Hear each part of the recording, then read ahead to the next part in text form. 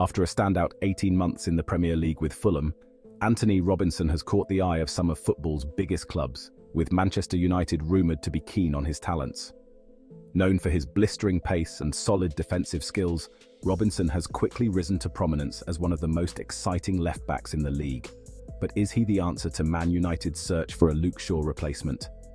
Today, we dive into the career of the man they call Jedi to find out if he's the perfect fit for Erik ten Hag's squad. Be sure to like the video, subscribe to the channel, and hit the notification bell for more football content. Antonee Robinson was born on August 8, 1997, in Milton Keynes, the same town as former Prem star Dele Alli. Though he was born there, Antonee spent most of his childhood growing up in Liverpool. It was here where the youngster's parents shaped his journey into football, especially his father, Marlon Robinson. Marlon was once a sportsman himself, part of the Duke Blue Devils soccer and American football teams at Duke University. Unfortunately, Marlon's football career was cut short due to a serious ankle injury. With his playing days behind him, he poured his passion into coaching, hoping to pass his love for the game onto his son. For over 20 years, Marlon coached kids in football, giving many of them nicknames based on famous footballers they resembled. He started training Antonee when he was just 5 years old.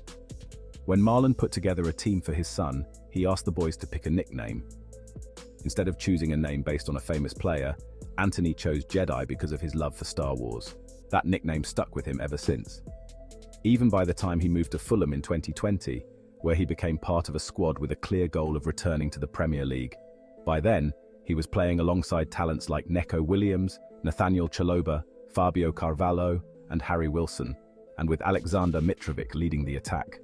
In the end, Robinson helped the London team achieve their goal for the 2021-22 season. When speaking about Antonee's individual qualities, fast attacking left-backs are in high demand in modern football. Players like Alphonso Davies, Andy Robertson, Ferland Mendy, and Theo Hernandez have redefined the role, with their ability to charge up the flanks and deliver crosses becoming a crucial part of the game. This is something often associated with Robinson. Primarily a left-back, he's versatile enough to play as a wing-back or midfielder on the left side. Under Fulham's head coach, Marco Silva, the American plays more traditionally as a left-back, yet with Silva's attacking philosophy, he has plenty of opportunities to push forward, while also remaining solid defensively in one-on-one situations. Though Robinson may not have the towering height of a typical centre-back, aerial duels are one of his strong suits with a success rate of over 70%. His physical ability and reading of the game make him a reliable presence, both in attack and defence. The heat map of his play reflects the modern fullback's role, where covering the entire left flank, both attacking and defending, is essential, especially under an offensive-minded coach.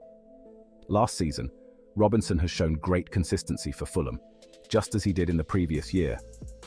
He averages 0.16 assists per 90 minutes, and though his passing in the final third is below average, his 3.32 passes per 90 is an improvement compared to his previous seasons in the Premier League.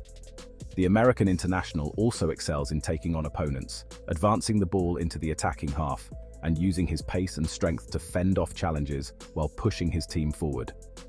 Coupled with his high ball recovery rate and defensive awareness, Robinson has emerged as one of the top fullbacks in the league right now.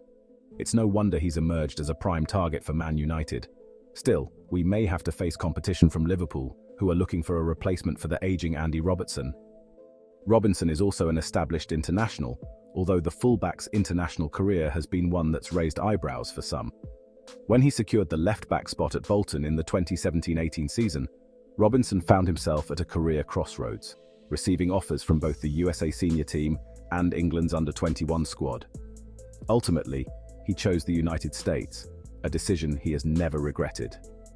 Recalling the moment he got the life-changing call, Robinson said that he was relaxing in bed next to his girlfriend when his phone rang. The number was unfamiliar, and from the US, sparking a suspicion that it could be the call he'd been hoping for. In his own words, "I answered it, and noticed it was Dave Sarachan saying the USA was interested in me. Quickly, I pressed mute on my phone, so my girlfriend and I could shout in happiness at each other just to show how excited we were." Choosing the US over England, led by Gareth Southgate at the time, turned out to be a brilliant move for Robinson. In less than 2 seasons with the US men's national team, Robinson earned his first major trophy, winning the 2019-20 CONCACAF Nations League. In comparison, England are still waiting for their first major trophy since 1966. Still, it's clear why United have turned their focus to left-back in the transfer market. Some could argue that they should have done so sooner, as the team has faced a challenge at left-back for some time. Luke Shaw's calf injury has forced Erik ten Hag to choose a starting lineup without a true left-back for the start of the 24-25 season. Arguably, this situation has left Ten Hag in a tough spot so far. Shaw is expected to return after the October international break, but there's no telling when his backup, Tyrell Malacia, will be back, since he hasn't started full-team training yet. This uncertainty adds to the pressure on Ten Hag as he prepares for future games, especially as there's a strong possibility that even if Shaw does make a return, he could get injured again before the year ends. Despite these setbacks, Ten Hag does have some alternatives, even if they aren't ideal. He can consider players like Diogo Dalot, Noussair Mazraoui, Lisandro Martinez, and Harry Amas. Still, each of these players has their own limitations. Both Mazraoui and Dalot are primarily right-backs, so asking them to play on the left isn't the best option. This can lead to weaknesses on the field, which we've seen in previous matches. Moreover, since Mazraoui was brought in to compete with Dalot on the right side, this situation highlights a lack of depth in the squad. If one of them gets injured, like Noussair did with his heart issues, it could leave the team even more exposed at full-back.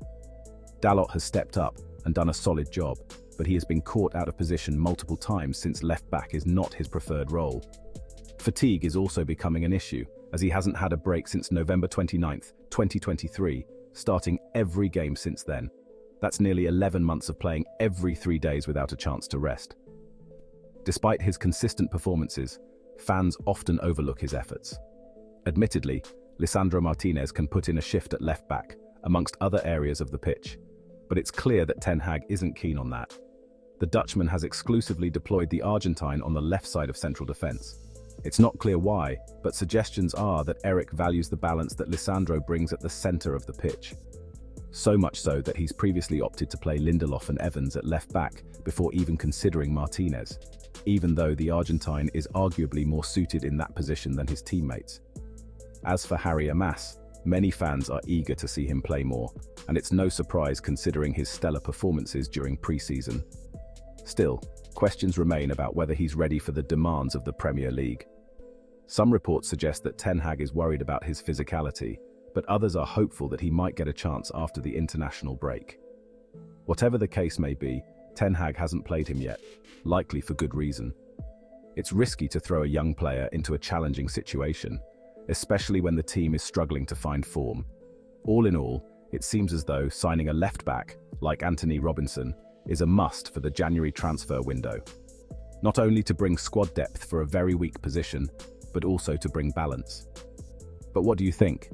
Could he be the right profile to thrive in Erik ten Hag's inverted full-back system? Let us know your thoughts below, and don't forget to like the video, subscribe to the channel, and hit the notification bell for more football content.